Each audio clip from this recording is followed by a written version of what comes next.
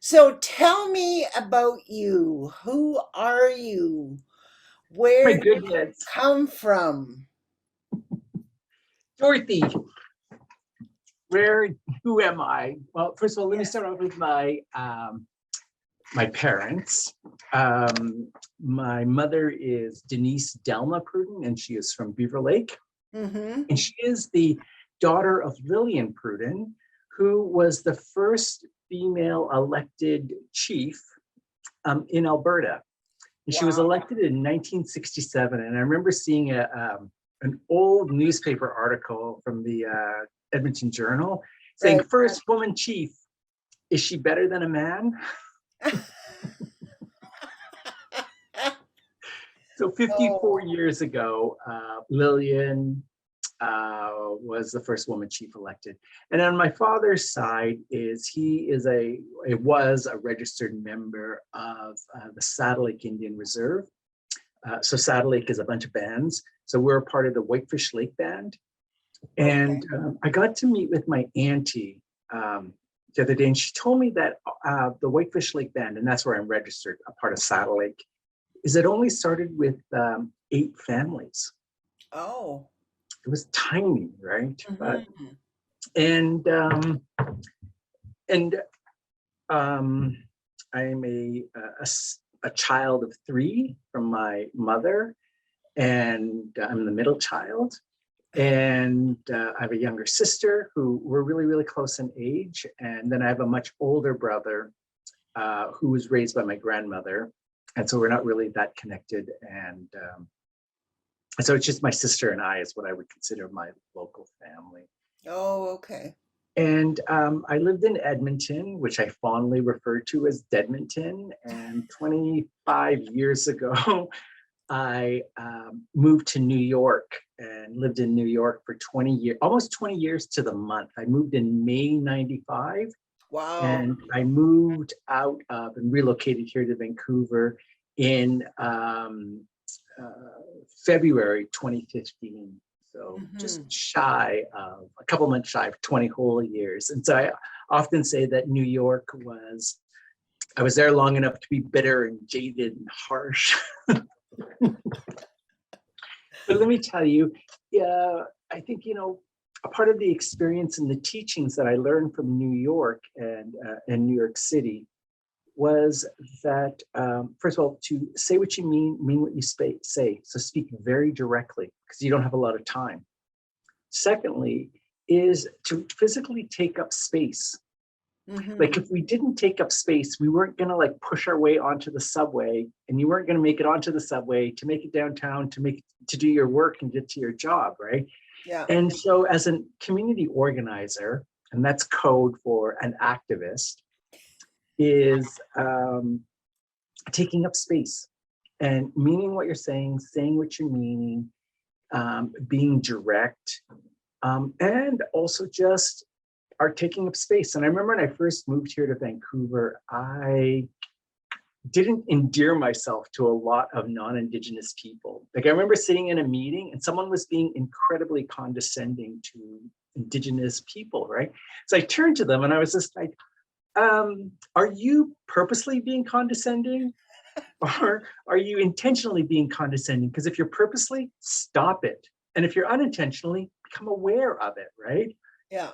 And they were like so not used to having Native people speaking so directly. And that is a part of taking up space and creating space for Two-Spirit people or LGBT and queer Indigenous people or Indigenous queer people. And so I've been a community organizer and working with and for the Two-Spirit community for a better tomorrow, so that folks who don't have to experience what I had to experience growing up on a reservation, the amount of homophobia and transphobia and just systemic racism that I experienced is stuff that I work to undo, as well as to mitigate or to actually undo. So that is a part of, like, it's who I am, but it's also a part of the work. And it's also a part of my scholarship and my research. So the two are kind of like hooked in as one. Yeah, I mean, it's like we can't separate ourselves, right?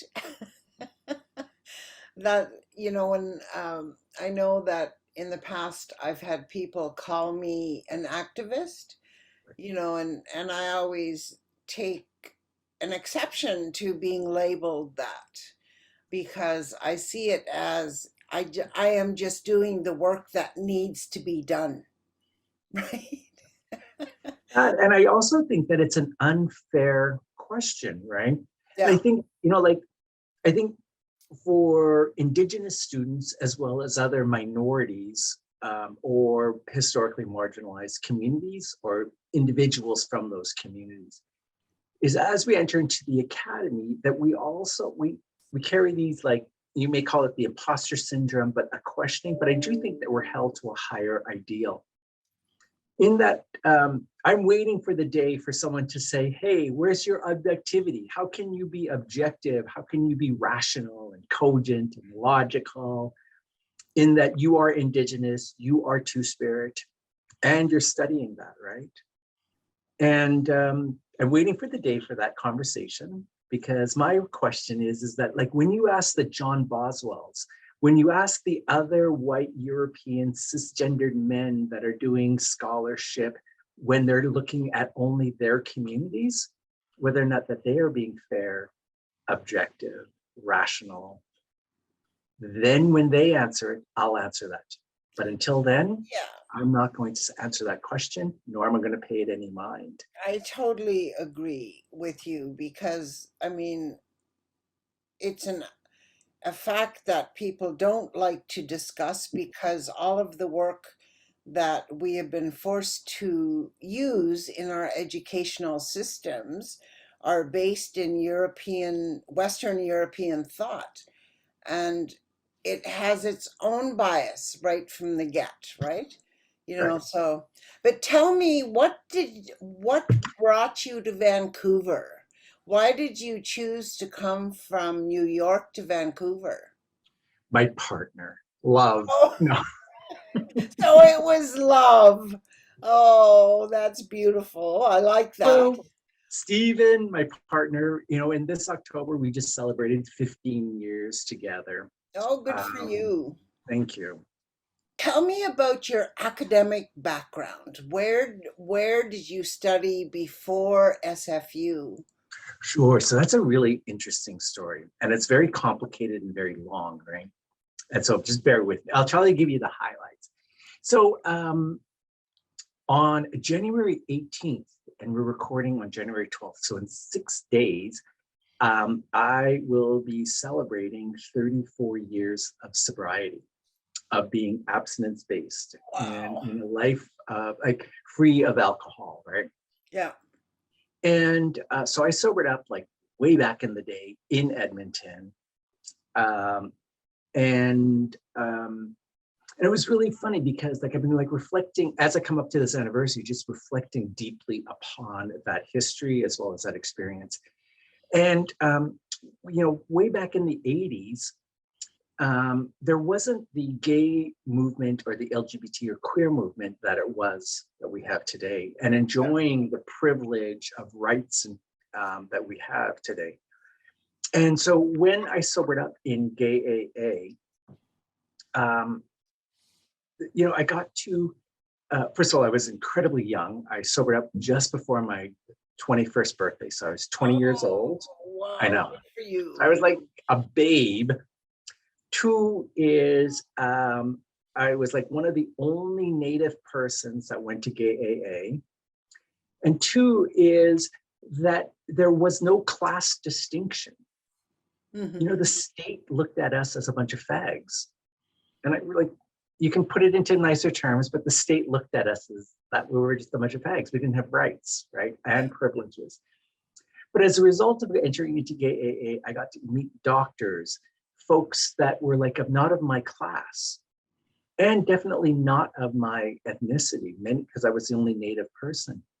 And I remember like some of the old timers, like Dr. Larry, who was a medical doctor. There was also like Jim, who was a school administrator and lawyers and like, and bread makers that worked for like Costco and stuff like. So it was a whole mosh of folks, right? Yeah. But I remember the people with like professional degrees of like, when are you going to go to school? School this, school that. And I was just like, oh, shnikes, like get off my back, right? And after like a year of them always asking me, I'm like, okay.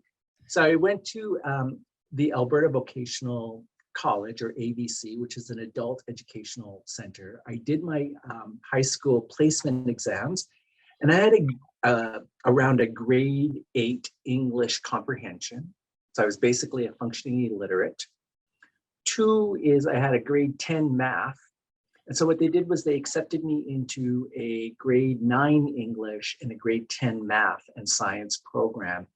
And within 2 years, I redid all 3 years of high school at the age of 22 and was course complete. And then I applied to the University of Alberta. And at the university, and so I was the first person in my family to go on to a post-secondary education, the first person to go to university or college. And, it's our experience. And I remember I took a philosophy 101 class with this professor named Dr. Birch, because I was like, I want to figure out how y'all think. Yeah. And how better to like figure out how y'all think by learning from your originators of thought, right? Yeah. And I loved philosophy. Ooh, I loved it. And Dr. Birch only taught continental philosophers. So we only studied European philosophers. Right. I think I read one article from Derrida, like no American, no Canadian, but it was all the old classics, right? Yeah.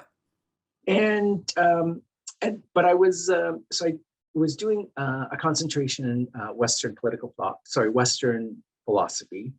And I was also doing a degree in political science. And I remember getting into my senior year, and I was studying and I took a course with Douglas Roche, a former Canadian ambassador to the UN. Wow. And no, it's not wow. Because, it was a seminar, and I got into the seminar, and I had just come from the gym, and so I didn't have time to blow dry my hair, so I just wore a baseball cap. And so I walked into the classroom, and I didn't think anything of it, and I sat down, and the cisgendered, heterosexual, older white man waited for the class to start, and then waited until everyone had got everyone's attention, and he turned to me, he was like, Harlan, can you take your hat off? And I was like, may I ask why? And he goes, where I come from, gentlemen remove their caps when they come inside. And I was like, that may be true, but also where you come from and your system, I as a gay Indian wouldn't be sitting here in this class. And the hat became so much more representative because it was illuminating that there was something much larger at play, and there was huge deficiencies within my education. In that, how were we talking about political philosophy? How were we talking about political science? And yet we weren't taking a class, a race, or an Indigenous framework or lens, and we were thinking that political theory and theorists was universally applied. And so I ended up dropping out with 11 credits short of a degree. So I'm 11 credits short of a degree from the University of Alberta. And I was like, I'm gonna move to New York, goodbye. I took off and moved to New York and was a waiter, played for a little while, had fun, but then I was like, all right, time to grow up. And so then I looked around and I found this school. It was a State University of New York at Old Westbury. And they had this really cool program. It was an interdisciplinary program in politics, economics, and society. PES. So it was like political thought, sociology or economics and sociology. And so we always, anytime you approached an issue, is like, who are the political players, both within like individually or societally? Mm-hmm. How is it playing out with money or economics? And then two, how does this play out in society? And so it's always coming at those three, points in which that I take an analysis. And it was also incredibly a little bit about the SUNY school system, because there's many SUNY schools. SUNY at Old Westbury was known as the Black School. Oh. And so it was primarily urban, Latino, and Black students and student body. But what was to its credit is a political economy degree, and that's what PES was. You had to go to a first tier school and get into a master's program to get a political economy class. Oh, okay. Here at SUNY Old Westbury, they were at an undergraduate level, they were doing political economy. And what was also really cool was, I almost had like a BA from the University of Alberta, but it was all within the Western thought. And what SUNY at Old Westbury did was like, hey, here's one story, and everything was a story, and it was like the Western narrative. And they're like, here's another theory and another story, and everything was like, they were just not competing stories, they were just different stories, right? Yeah.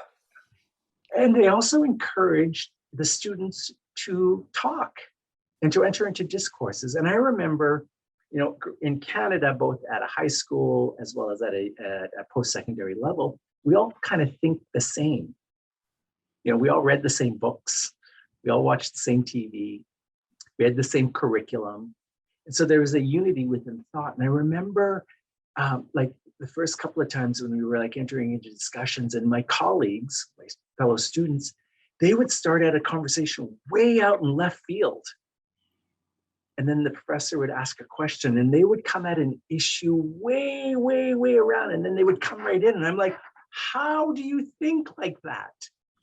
They think like that because they just have different experiences, different like ways of conceiving. And I was just like, so I learned as much from my fellow students than I did from my professors, of just different ways of thinking, different ways of conceiving thoughts and holding knowledge. Fast forward, I graduated top of my department with a 4.0 GPA.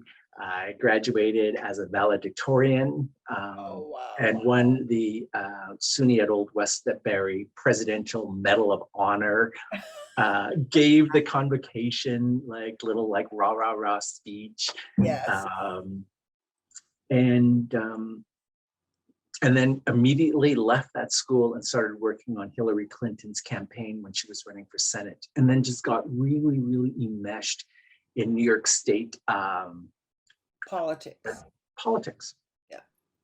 And then kind of like the rest is all like stuff that I just did, and then started organizing and working with and for the queer community, and taking a job at the Department of Public Policy in the LGBT Community Center, to becoming a board member for the American Indian Community House, and then starting all of my Two-Spirit work back in around 2000. And so that's when I really started my organizing. And that led me to founding an organization, doing some really kind of cool advocacy work that led me all the way to the White House and being appointed twice by President Obama to the US's Presidential Advisory Council on HIV and AIDS. And I was the only federally recognized Native person that carried on these high-level policy discussions around prevention, care, and treatment, and providing guidance to the White House as well as Secretary of Health and Human Services. And I know that I share that, and a lot of people are like, well, you're you, and you're like, must be special, you must be great. You're obviously smart, right? And I'm like, no, it's learning how to get onto a crowded subway, meaning what you say, and say what you mean. And I'm not special. Like, if I can do it, anyone can do it, right? I think it's just that, that belief, knowing who you are, yeah, knowing our sacred teachings, living those sacred teachings, and just holding space for not only yourself, but for your community. And I know that it's often, it's easier today for me to speak up. But I know that when I speak up, it's not only just for myself as a Two-Spirit person. I'm trying to hold space for all of the other Two-Spirit people who don't or cannot speak, and hold space for them today. One day they will. And you can see it already happening, that there are many other folks that are like doing the work. And it makes my heart so much happier. But when I started this work, there was so few of us holding space and articulating and saying, we want and we deserve and we need these services around health and just betterment, just the betterment of who we are. And then really take my cap off to you. Just for having such vision. And I mean, I have other friends, male friends, who quit drinking when they were in their 20s as well. And they did amazing work for 40, 50 years, right? I mean, at the UN level, getting to that place, right? And you know, and I was talking to him the other day, actually. He's Seneca from out New York way. And I said to him, because we're talking about how people internalize the colonial stories, right? And internalize those yucky stereotypes, you know, and one of them, of course, is the drunk Indian. You know, I said to him, what made you give up the drunk Indian imagery in your own life, right? And because we were talking about how, because I did the same thing, right? And we were talking about how our own family members were saying to us, oh, so you think you're better than us now, right? You know, and Mike said, no, it's not that I think that I'm better than you. He's like, I'm just tired of that, like that which we are embroiled in, that isn't ours, right? So it's like to find what is ours, you know. So you're so inspiring in that sense. That it's like, I love hearing your journey, you know, because I'm sure that many young people, like, I love hearing about you're doing your upgrading, because, you know, here at SFU we have a program for Indigenous students to make the transition into undergrad work, right? You know, because I think of that education as a continuum, right? I mean, and it all depends on where we're at in dealing with our colonial trauma, right? That's the way that I see it, you know. And we're all at different places, right? You know, so it's like different things will inspire you, different things will feed your spirit. And funny when you said about wanting to know what they thought. Now, I lived in Toronto, started living there when I was like 21 or something. And I always knew that I was going to go to university, because my granny, who raised me for the first 4 years of my life, she always said to me, you go to school. We need to learn how those people think. So in my undergraduate work at U of T, I was always comparing Indigenous thought with Euro-Western thought. But at that time, so I studied all the dead white guys too, you know, all the John Locke, Rousseau, like all those philosophers, you know. But I couldn't, of course, write about it in that sense. But I was on the side, I was reading Vine Deloria, John Mohawk, like all these great intellectual people in Indian country, you know. So it's really good to hear You know, and I really believe that we all have our own path and we take our own path, right? You know, so It's how did you decide to do PhD? oh well, when I just want to back up, I will Okay. answer the PhD is Vine Deloria. He was pivotal in my maturation Ditto. as not only my scholarship, the centering of my Indigenous ways. Like I remember reading God is Red, Yes. and how like in my mind, like I always looked at like Native spirituality as like spirituality being less than organized religion. Yeah. And what Vine did was he said Native spirituality is on par and is equal and can be used to Absolutely. critique Western religion. Yes. And I was like, huh, we're equal.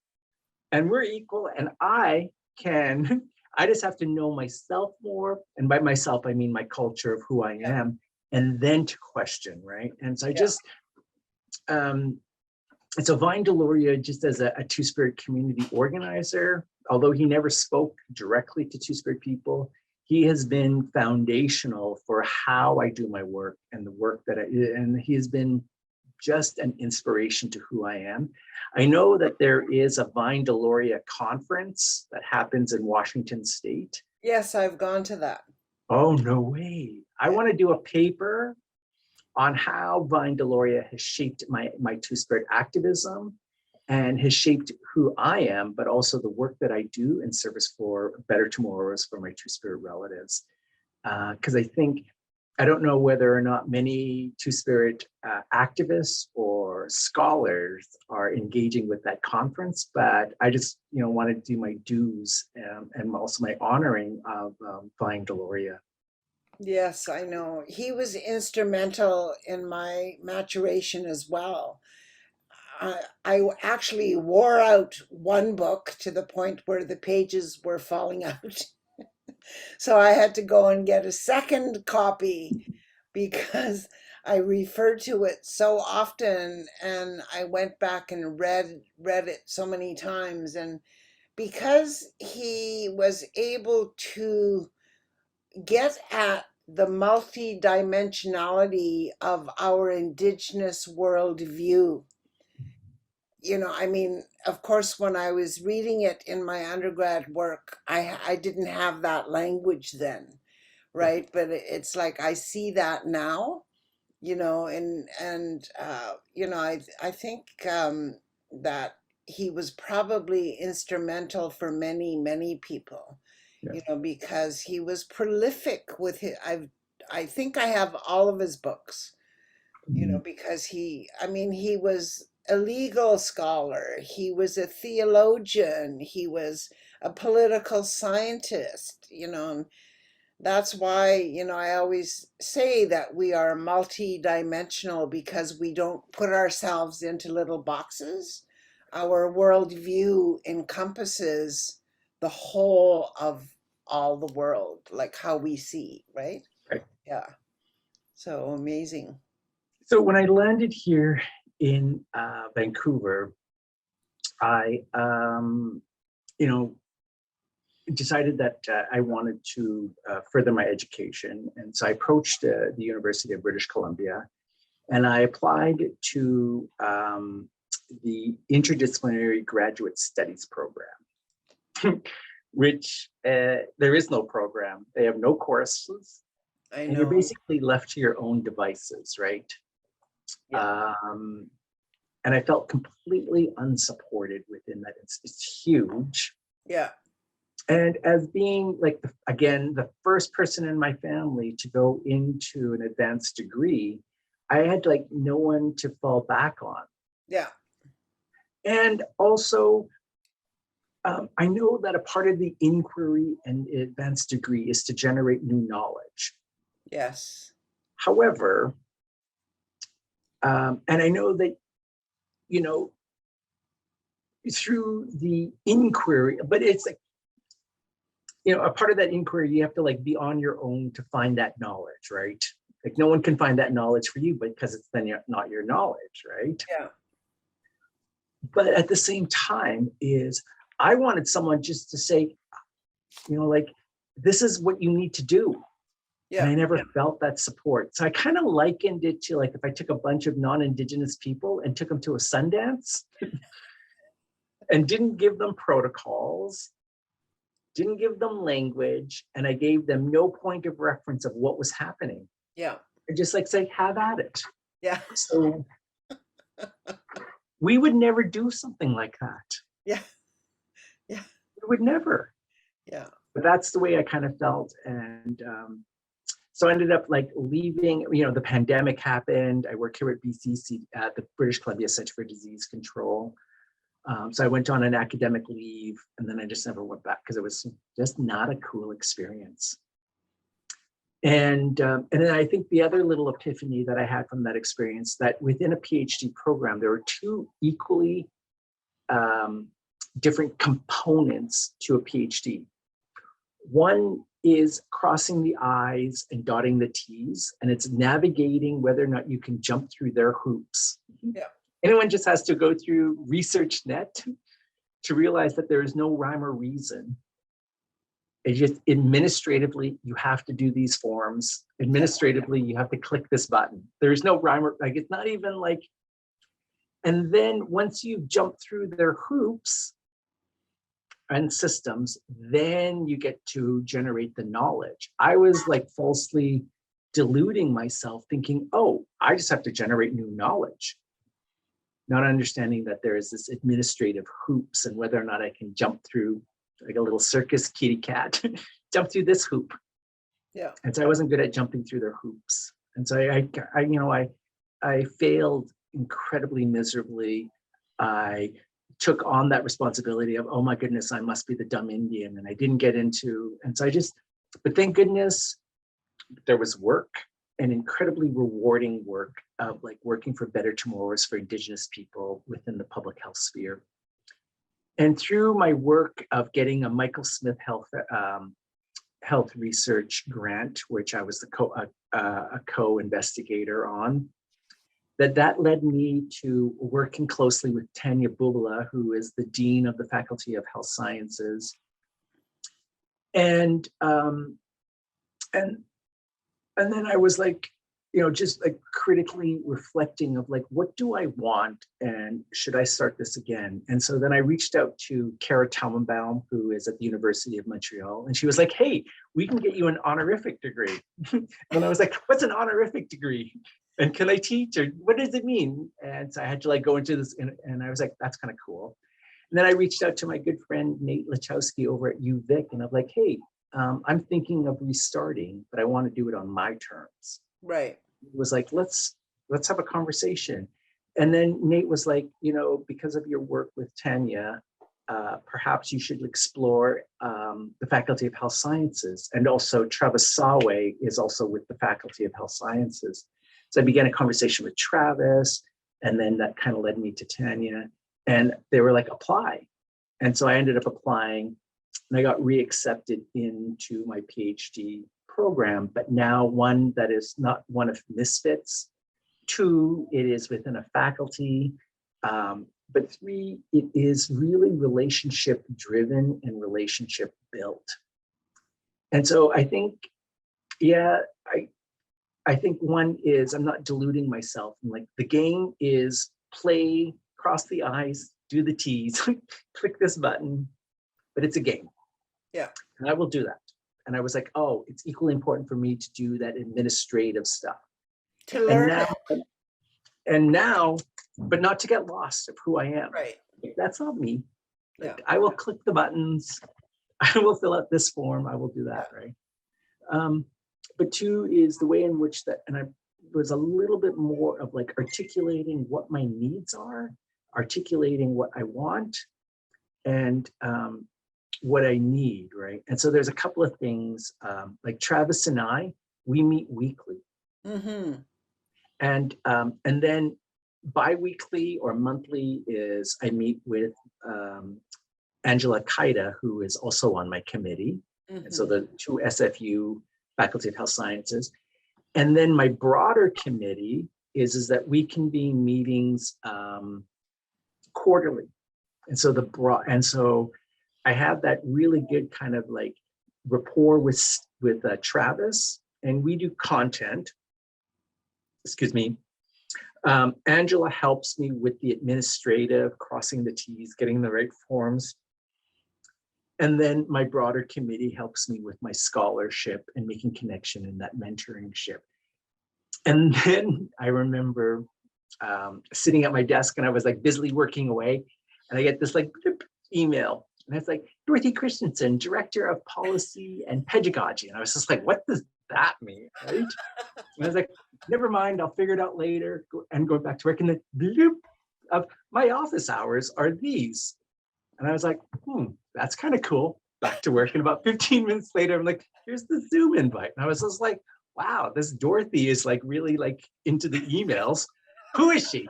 What is a Director of Policy and Pedagogy?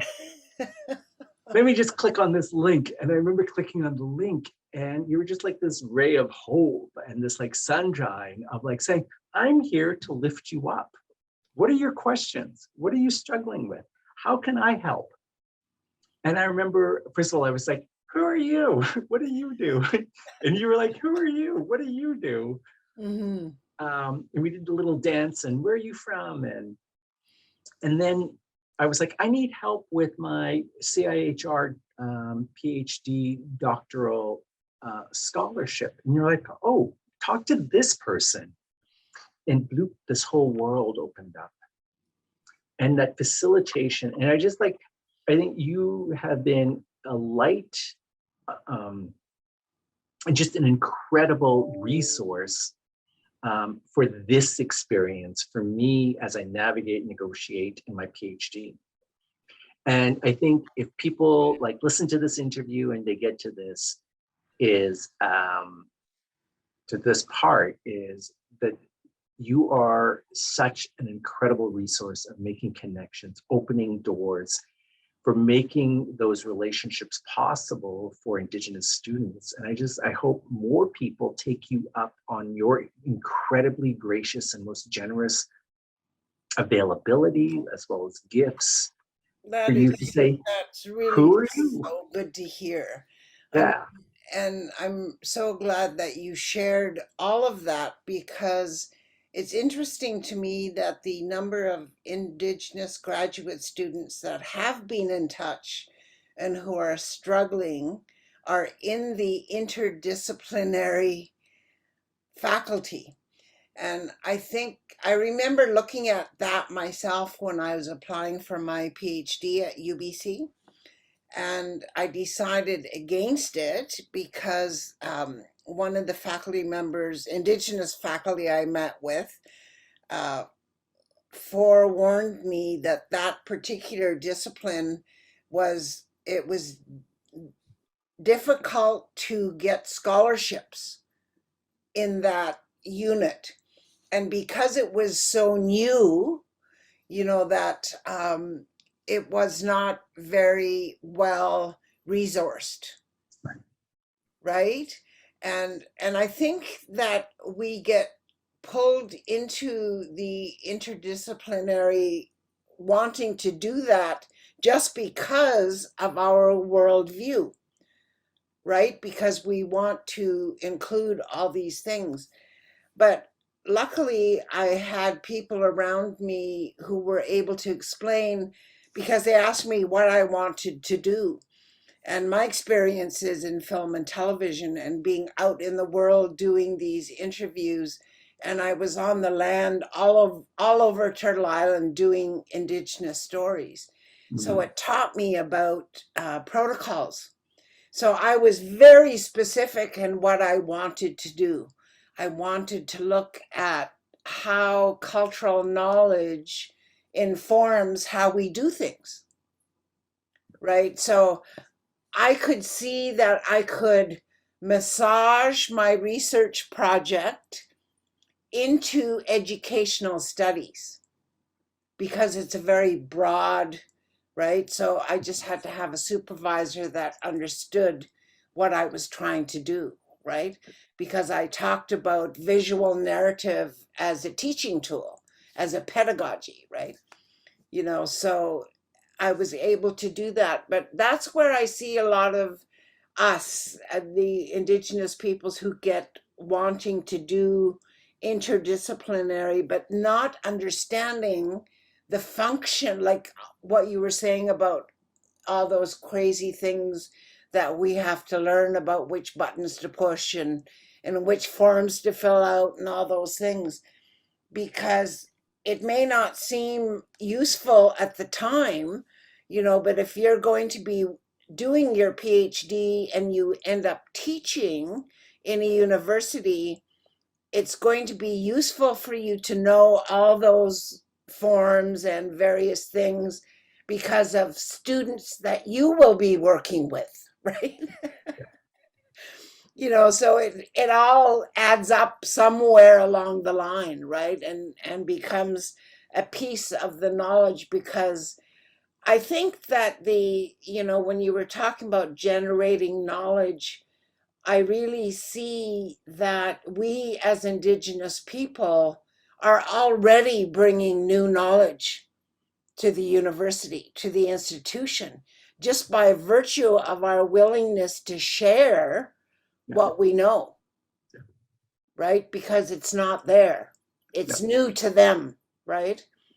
So I think people need to understand that. So That when nice. did you start your program? I think 2016, 2017.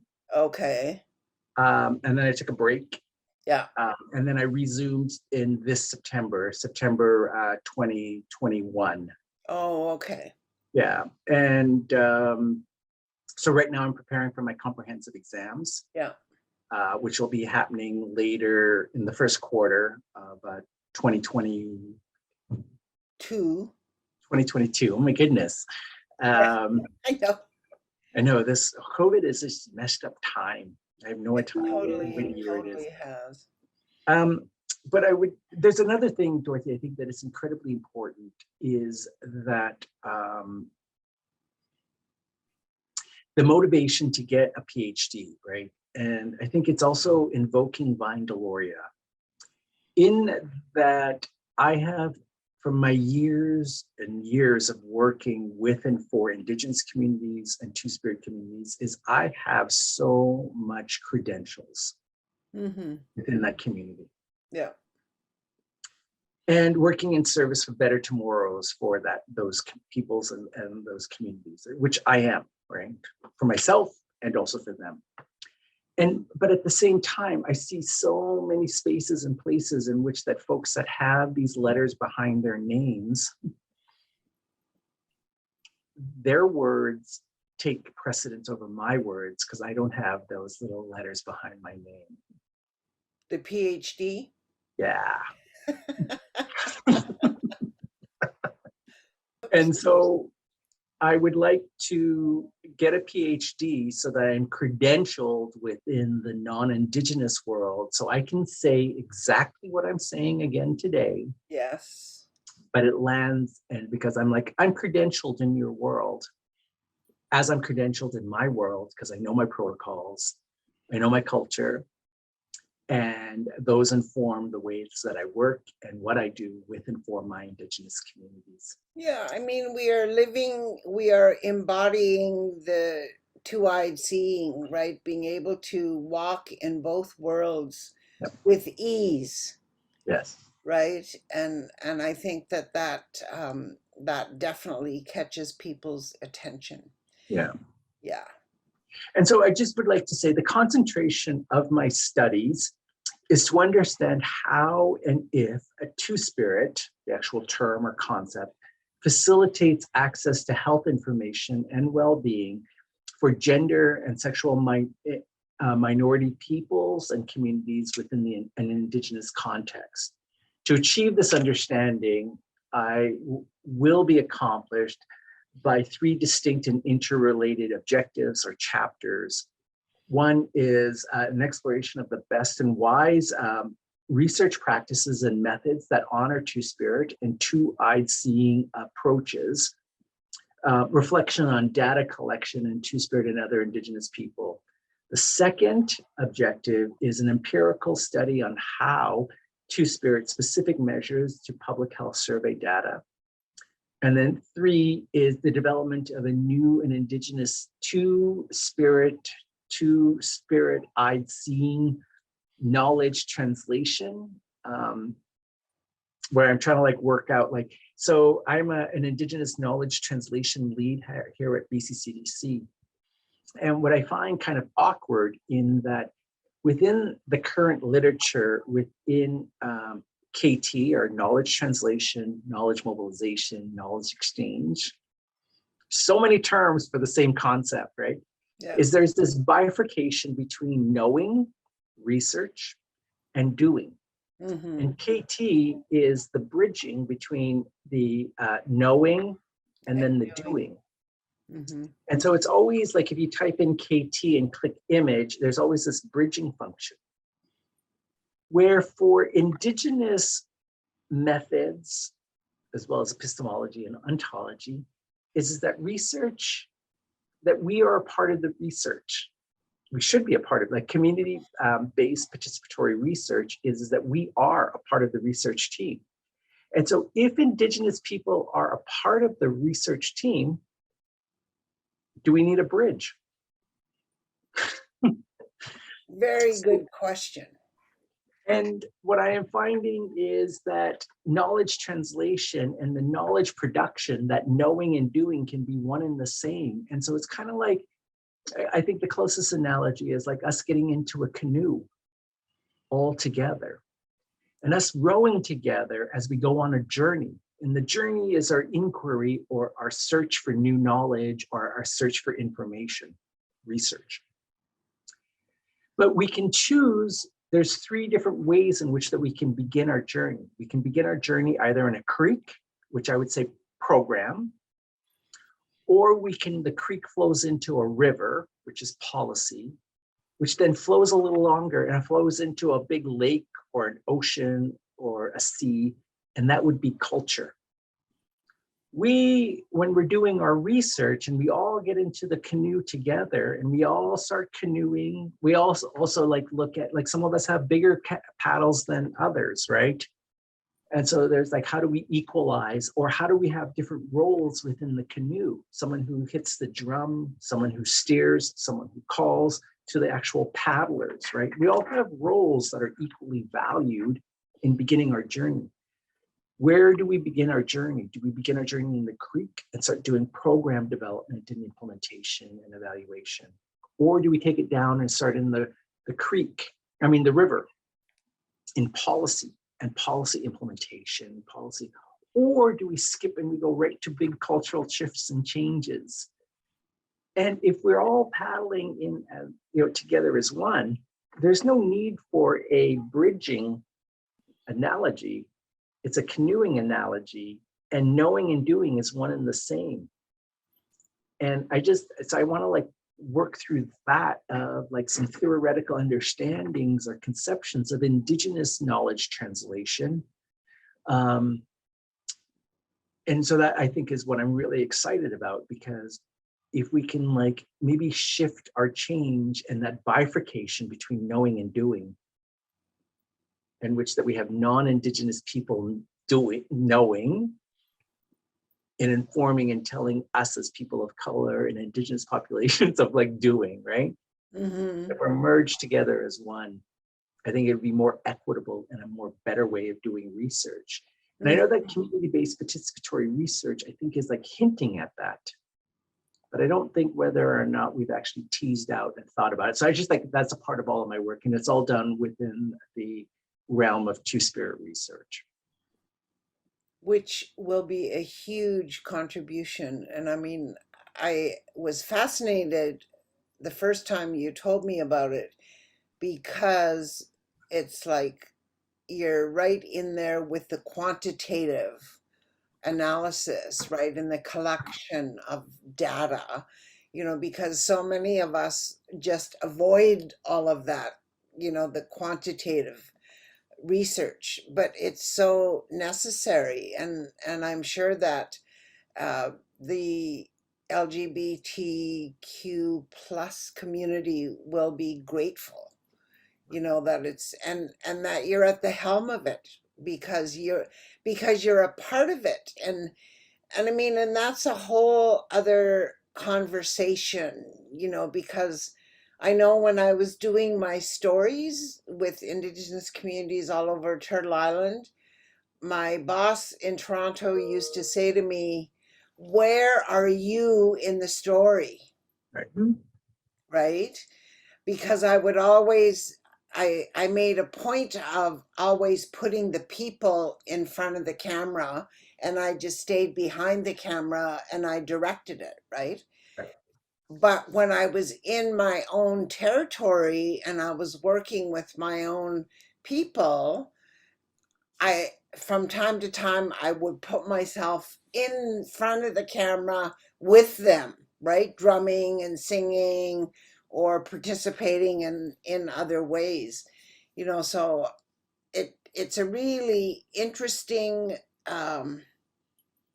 because it gets down to methodologies, right? Methods. When Margaret Kovash talks about conversational methodology, right? Yeah.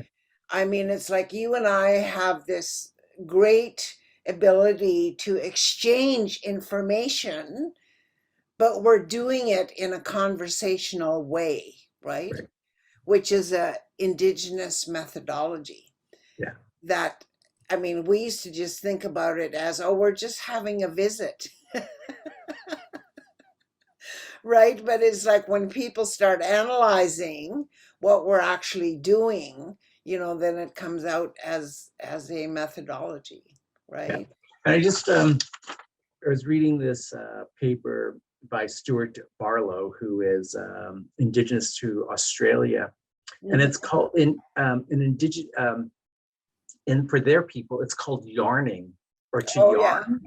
yeah, Yarning as protected space, relational accountability, and research yeah, is exactly what you're talking about. Where for us, it's our talking circle and the protocols that go within a talking circle, or even this, that there is an exchange of knowledge that we are yes, doing, and it's all relational based, right? yeah, yeah, I know that because it is relational based, when you say something and there's that transfer of information, because there is such respect and honor that I have for you, I will hear it, yeah. I will know it, and I It, will do it. it is. It's an exchange, right? And the way that my Seneca friend put it once about we're talking about sacredness, right? Because we tend to use that language so much because the people from outside of our communities reference sacredness a lot. But it's like he was saying that even our exchange of thought is a sacred process because you're holding that person with such high regard that you're paying attention, right, to what that person is giving you and what you could consider to give back, right? Yeah. I So think for me, and how I look at the sacred is it's the honoring of that space that dwells between and within all of us. yeah, And so the connection that we have of heart, but also like what you were saying, that between space, right? So it's both and two. And once we draw that into focus, yeah. it becomes sacred. Oh So yeah, that I hear, I know, I do, yeah, because I am attentive to that space within both of us, but also between all of us, yeah. and that connection. And I think that's what sacred is. And so, yeah. And you couple that with a little tobacco offering, done. Exactly. Thank you so much. It's always such a pleasure to be with you.